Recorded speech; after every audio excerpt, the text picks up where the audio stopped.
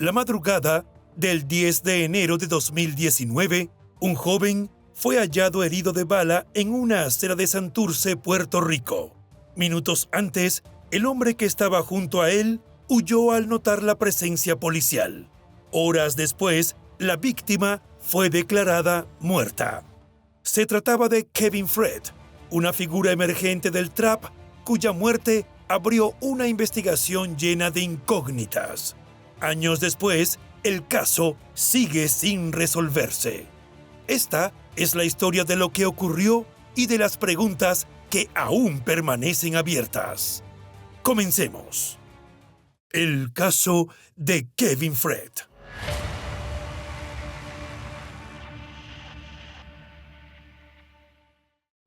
Los criminólogos dicen que no existe el crimen perfecto. Lo que existe es el crimen mal investigado.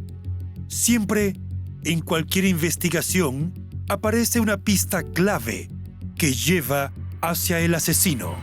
Encontrémosla juntos, repasando este caso abierto.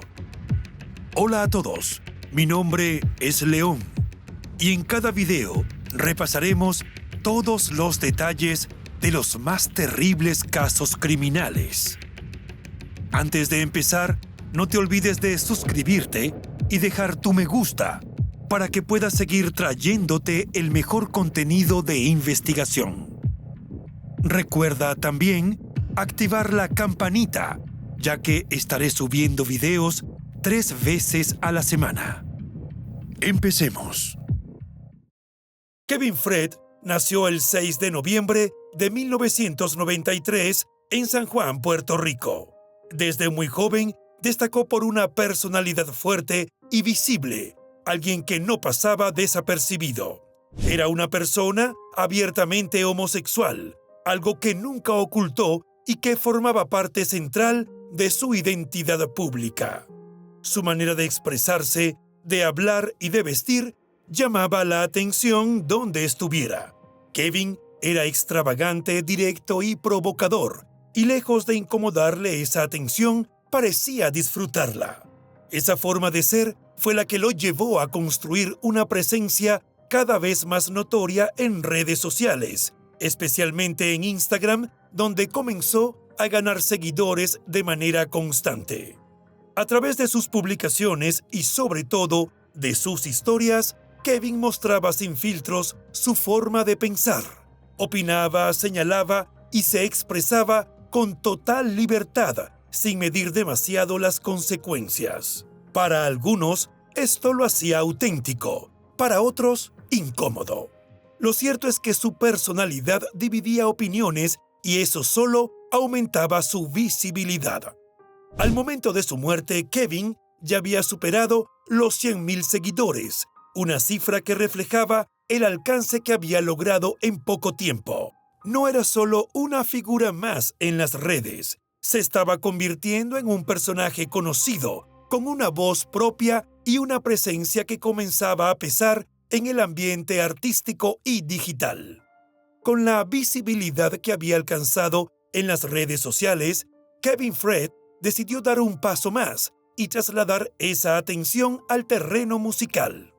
Para ese momento, ya contaba con una comunidad considerable de seguidores que conocían su personalidad, su forma de expresarse y su estilo sin filtros, algo que buscó trasladar directamente a su propuesta artística. El género que eligió fue el trap, un espacio musical en el que ya se movía, que consumía y con el que se sentía identificado. Era un ambiente que conectaba con su manera de ser y con el tipo de discurso que acostumbraba a manejar. Kevin no intentó suavizar su imagen ni adaptarse a un perfil más convencional. Por el contrario, apostó por mostrarse tal como era. A pesar de vivir en Miami desde hacía varios años, Kevin mantenía un vínculo muy fuerte con San Juan, su lugar de origen. Siempre que tenía oportunidad, regresaba a la isla buscando pasar tiempo allí y mantenerse conectado con sus raíces. Ese apego a Puerto Rico tendría un papel importante en los acontecimientos que vendrían después. A inicios de enero de 2019, Kevin Fred volvió a San Juan, un viaje que no tenía nada de extraordinario para él. Aunque llevaba varios años viviendo en Miami, cada vez que podía regresaba a la isla para pasar tiempo con su familia y permanecer cerca del lugar donde había nacido y crecido. Durante esos primeros días de enero, Kevin se encontraba alojado en casa de su hermano. No hay registros de discusiones, conflictos visibles ni situaciones fuera de lo común dentro del entorno familiar.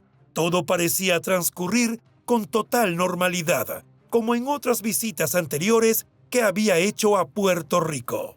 Nada indicaba que ese viaje terminaría marcando un antes y un después. Kevin seguía con su rutina habitual, sin advertir a nadie de planes extraños ni mostrar preocupación por su seguridad. Para quienes lo rodeaban, no había señales de alarma ni comportamientos que hicieran pensar que algo grave estaba por ocurrir. Sin embargo, esa estancia en San Juan sería la última. Lo que comenzó como un regreso más a su tierra natal se convertiría en cuestión de horas en el punto de partida de una tragedia que cambiaría para siempre la vida de su familia y abriría una investigación llena de dudas, hipótesis y preguntas sin respuesta. Así llegamos a la madrugada del 10 de enero de 2019, cuando la rutina de Kevin Fred se rompió de forma abrupta. Mientras se encontraba en la casa de su hermano, Kevin salió del lugar sin avisar a nadie. No explicó a dónde iba, con quién se encontraría ni cuánto tiempo estaría fuera. Simplemente se marchó. La salida fue tan repentina que incluso llamó la atención después. Kevin aún llevaba puesta parte de su ropa de pijama, lo que indicaba que no se trataba de un plan preparado con antelación. Con él llevaba únicamente su teléfono celular y su billetera, objetos que solía cargar siempre. Para desplazarse, tomó una motocicleta que estaba registrada a nombre de su hermana. Con ella se dirigió hacia el área de Santurce, una zona urbana conocida por su movimiento nocturno, incluso a altas horas de la madrugada. Eran aproximadamente las 5:30 de la mañana cuando dos agentes de la policía que patrullaban el sector notarían algo inusual en una de las aceras del barrio. A simple vista, parecía que un joven se encontraba tendido en el suelo, acompañado por otro hombre que permanecía de pie observándolo sin intervenir. Cuando los agentes se acercaron a la escena en Santurce, la situación comenzó a tornarse extraña. El joven que yacía en la acera no reaccionaba y el hombre que se encontraba junto a él permanecía inmóvil, observándolo sin intentar ayudarlo ni pedir auxilio. En un primer momento, los policías pensaron que podía tratarse de un accidente de tránsito. Sin embargo, a medida que se aproximaban, notaron que el hombre de pie se mostraba cada vez más nervioso. Su actitud levantó sospechas de inmediato. Antes de que los agentes pudieran hacerle preguntas, el sujeto salió corriendo, se subió a una motocicleta y huyó del lugar, dejando atrás al joven herido.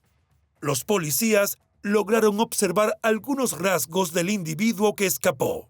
Según su descripción, se trataba de un hombre de piel blanca, bastante alto, con bigote y barba negros, que vestía una camiseta negra y llevaba una gorra. La huida confirmó que no estaban frente a un simple accidente.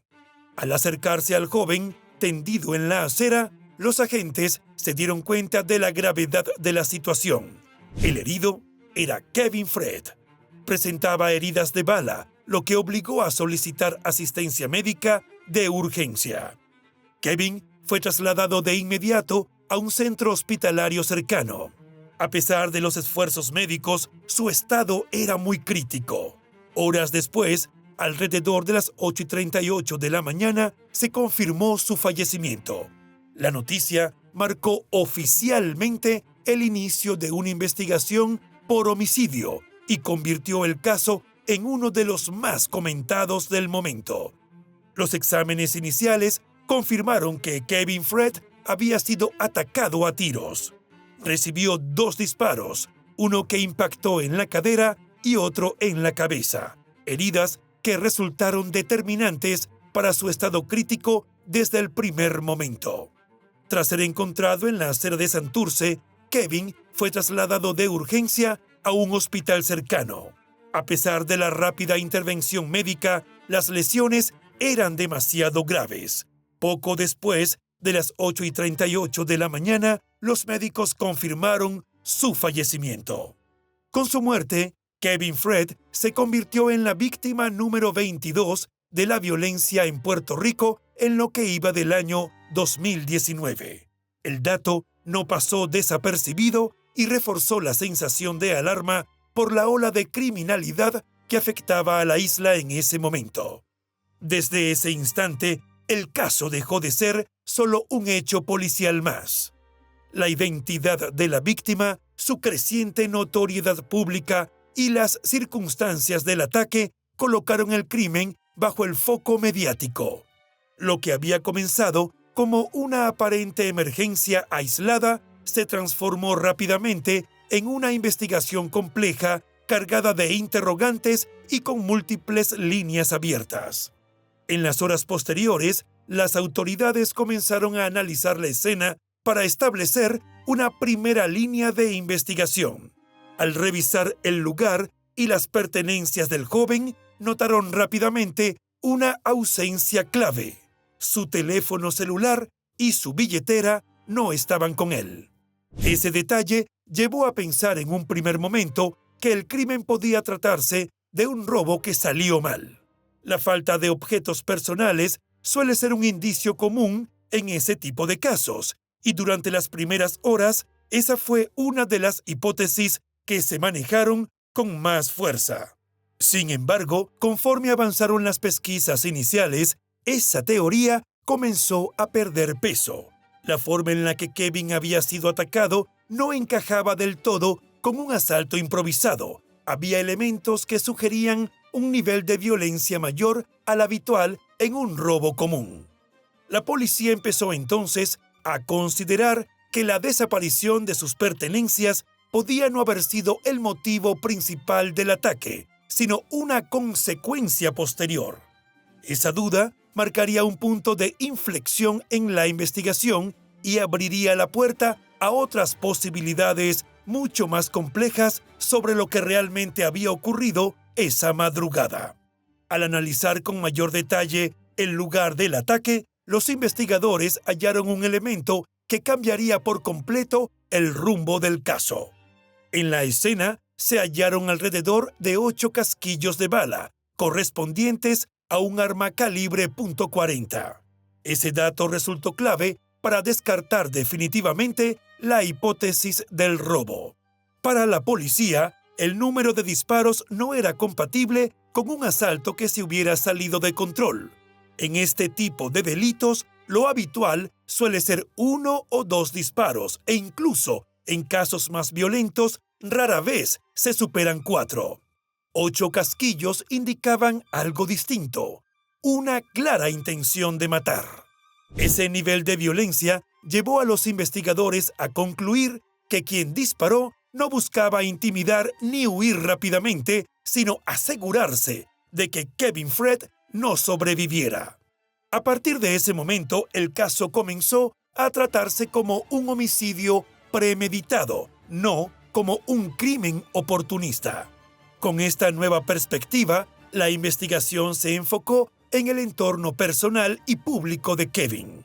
Era necesario reconstruir sus últimos movimientos, sus relaciones y posibles conflictos. La pregunta central dejó de ser qué le habían robado para convertirse en quién podía quererlo muerto y por qué. Con la hipótesis del robo descartada, la investigación se centró en la vida personal y pública de Kevin, y uno de los primeros lugares a revisar fueron sus redes sociales, especialmente Instagram. Allí Kevin mantenía una actividad constante y muy visible. Kevin utilizaba sus plataformas como un espacio de expresión libre. A través de publicaciones y sobre todo de historias, hablaba abiertamente sobre su vida, sus opiniones y sus experiencias dentro del medio artístico. No solía medir sus palabras ni cuidarse de posibles repercusiones, algo que ya había generado incomodidad en más de una ocasión. Según comenzó a trascender, varias de esas publicaciones estaban dirigidas a personas del entorno musical que no veían con buenos ojos lo que Kevin decía o insinuaba. Aunque rara vez mencionaba nombres de forma directa, muchos consideraban que sus mensajes eran indirectas claras hacia figuras conocidas, lo que habría generado tensiones y conflictos silenciosos. Para los investigadores, este aspecto de su vida resultaba fundamental. Kevin no era una persona discreta y su exposición constante lo colocaba en una posición vulnerable. Sus redes no solo reflejaban quién era, sino también los posibles enfrentamientos que había acumulado con el tiempo. En ese contexto, empezó a tomar fuerza la idea de que el crimen podía estar relacionado con algo que Kevin sabía, decía o estaba a punto de hacer público. Dentro de las posibles líneas de investigación, una de las que más atención generó fue la que vinculaba a Kevin con el cantante Ozuna. Esta relación no surgió a partir del asesinato, sino que ya existía un antecedente legal entre ambos. En el año 2017, Ozuna había presentado una demanda por extorsión contra Kevin. Según lo expuesto por el abogado del cantante, Kevin tenía en su poder un video de contenido sexual en el que aparecía Ozuna y presuntamente lo habría utilizado para exigirle una suma de $50,000 a cambio de no hacerlo público. El proceso legal, sin embargo, no avanzó. Meses después de haber sido interpuesta, la demanda fue retirada por el propio Ozuna. El cantante explicó públicamente que el video había sido grabado cuando él tenía 17 años y que en ese momento era una persona inmadura e ingenua. Tras ello, pidió disculpas a su familia y a sus seguidores por haber participado en dicho material. A pesar de que el caso parecía cerrado, el antecedente volvió a cobrar relevancia tras la muerte de Kevin. A partir de ahí, comenzaron a surgir nuevas especulaciones. Algunas personas creían que Kevin podía tener en su poder otro video de contenido aún más comprometedor que nunca llegó a hacerse público. Esta hipótesis tomó más fuerza cuando se confirmó que el teléfono celular de Kevin había desaparecido, un objeto que podría haber contenido mensajes, imágenes o archivos relevantes. El hecho de que el celular nunca fuera recuperado alimentó las sospechas. Para muchos, ese dispositivo se convirtió en una de las piezas clave del rompecabezas. La posible prueba de que Kevin sabía algo que otras personas no querían que saliera a la luz. Con cada nuevo detalle, la investigación se volvía más compleja y las teorías comenzaban a multiplicarse. Entre las distintas hipótesis que surgieron tras el asesinato de Kevin, hubo quienes plantearon que el crimen podía tratarse de un ataque motivado por odio, dirigido específicamente contra él por su orientación sexual. Esta hipótesis tomó fuerza debido a un antecedente concreto. Meses antes de su muerte, Kevin había iniciado una demanda en Estados Unidos contra una persona que presuntamente lo había agredido por ser homosexual. El proceso legal aún no había concluido al momento de su asesinato, lo que llevó a pensar que el agresor podría haber querido silenciarlo para evitar consecuencias legales. Sin embargo, esta línea de investigación fue descartada con relativa rapidez. Las autoridades comprobaron que la persona demandada contaba con una coartada, lo que la alejaba directamente del crimen. Además, los investigadores señalaron que los delitos de odio suelen ir acompañados de mensajes, insultos o algún tipo de señal que deje clara la motivación del ataque. En el caso de Kevin, no se encontró ningún indicio de ese tipo. No hubo palabras, amenazas ni símbolos que apuntaran a un crimen motivado por homofobia. Ante la falta de elementos que sostuvieran esta teoría, la policía decidió descartarla y continuar explorando otras hipótesis relacionadas con su entorno personal, mediático y profesional. Mientras se descartaban algunas hipótesis, surgieron nuevos elementos que volvieron a colocar el foco sobre Ozuna. Durante la autopsia realizada a Kevin, los forenses detectaron golpes en las rodillas que llamaron la atención de los investigadores. Estas lesiones no correspondían al momento exacto del asesinato, pero sí eran recientes. Según los análisis, los golpes eran compatibles con los que suelen producirse en accidentes automovilísticos, un detalle que no pasó desapercibido. Días antes del crimen, Ozuna había sufrido un accidente de tránsito, lo que llevó a especular que Kevin podría haber estado con él en ese momento. A partir de esta coincidencia, comenzó a circular con más fuerza la idea de que ambos mantenían una relación a escondidas. Aunque nunca hubo una confirmación oficial, esta hipótesis empezó a tomar forma en la opinión pública y en algunos sectores de la investigación informal. El tema se intensificó cuando el abogado de Ozuna presentó documentos financieros que mostraban que el cantante había transferido dinero a Kevin en múltiples ocasiones, incluso en montos superiores a los acordados inicialmente. Según trascendió, la suma total de esos pagos superaría el $1.000.000, un dato que generó aún más preguntas.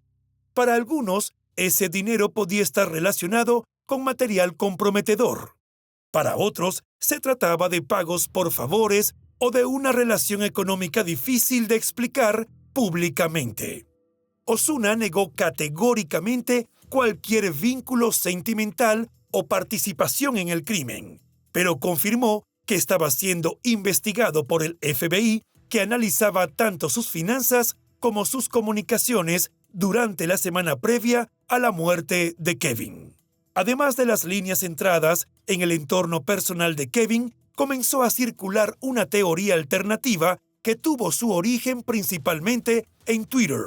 No se trataba de una hipótesis sustentada en pruebas oficiales, sino de una reconstrucción hecha por usuarios que intentaban unir distintos hechos conocidos. Según esta versión, Ozuna había estado meses antes en el escenario de un crimen relacionado con el narcotráfico. En ese hecho, fue asesinado un narcotraficante conocido con el alias de Tonka. Ozuna se encontraba en un lugar cercano al momento del ataque, aunque no estaba junto a la víctima.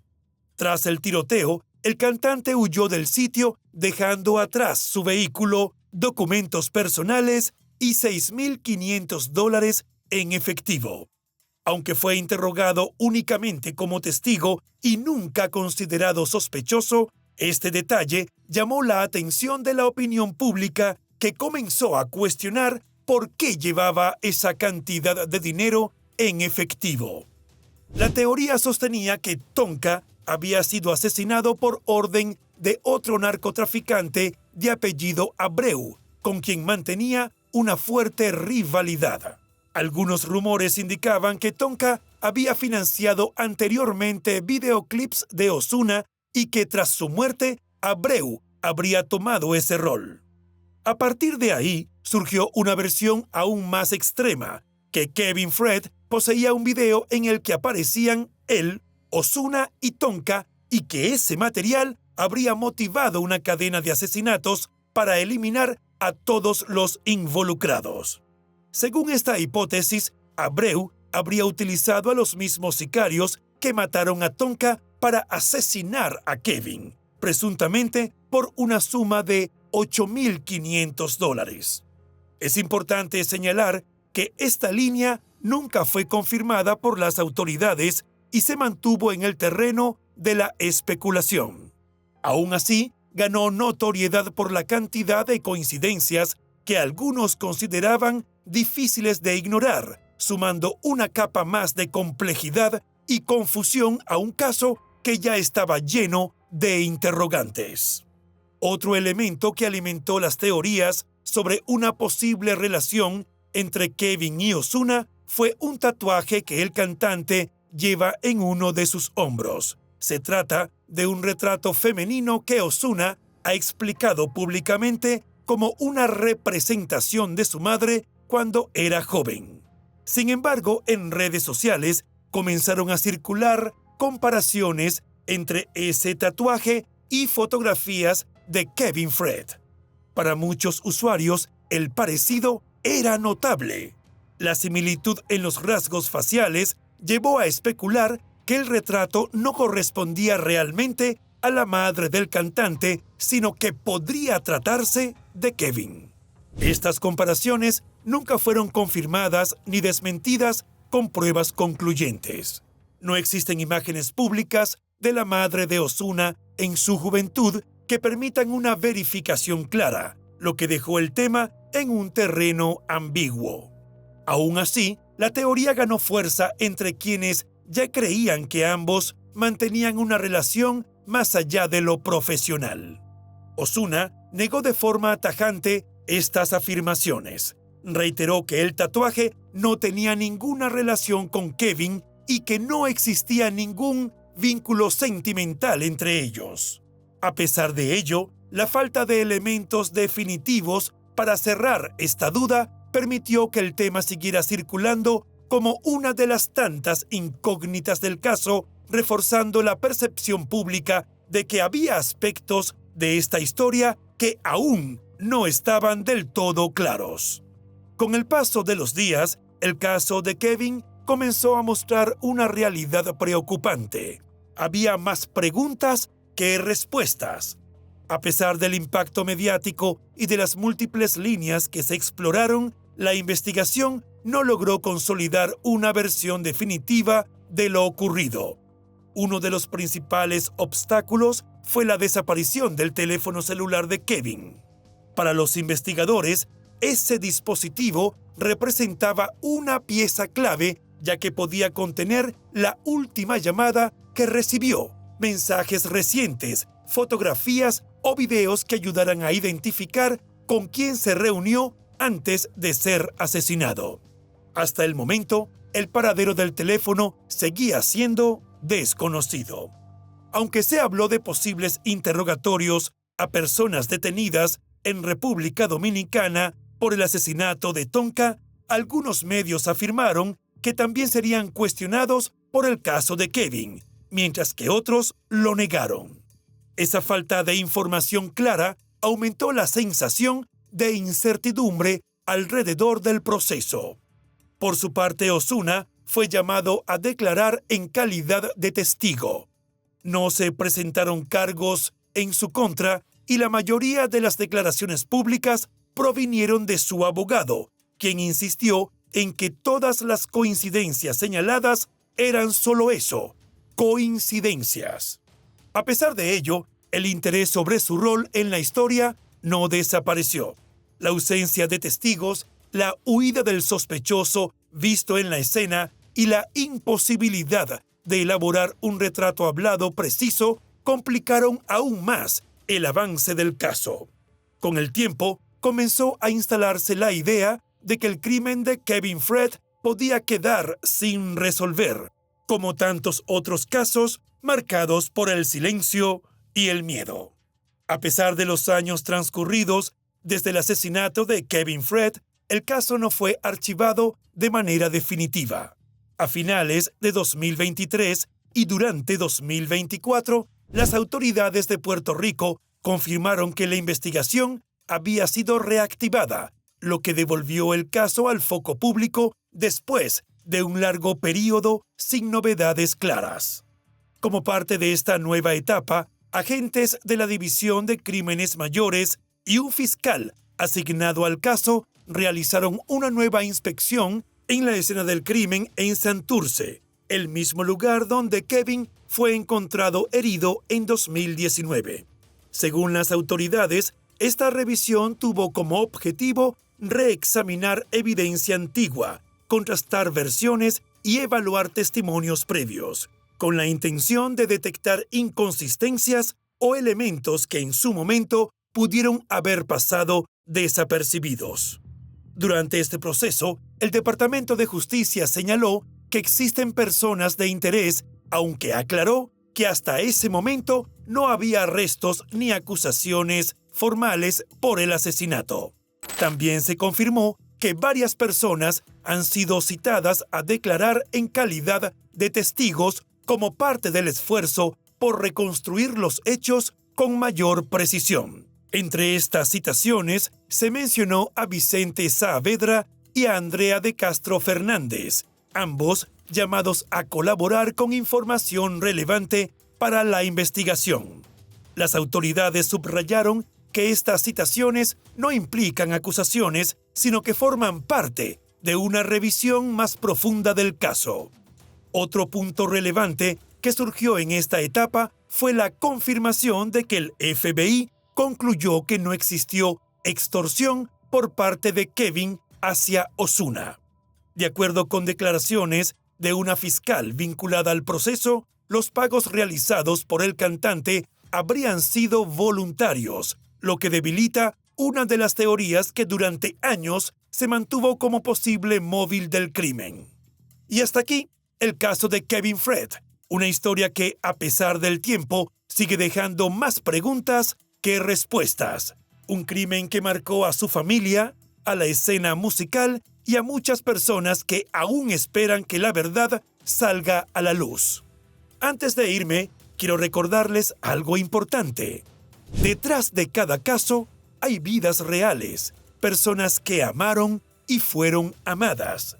Les pido que seamos empáticos al hablar de estas historias y que nunca olvidemos que el respeto también es una forma de hacer justicia. Si este contenido les interesa, los invito a suscribirse al canal, dejar su me gusta y compartir este video para que más personas conozcan el caso.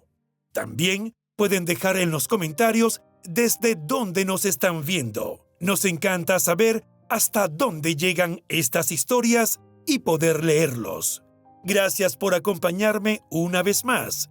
Yo me despido. Nos vemos en el próximo Caso Abierto.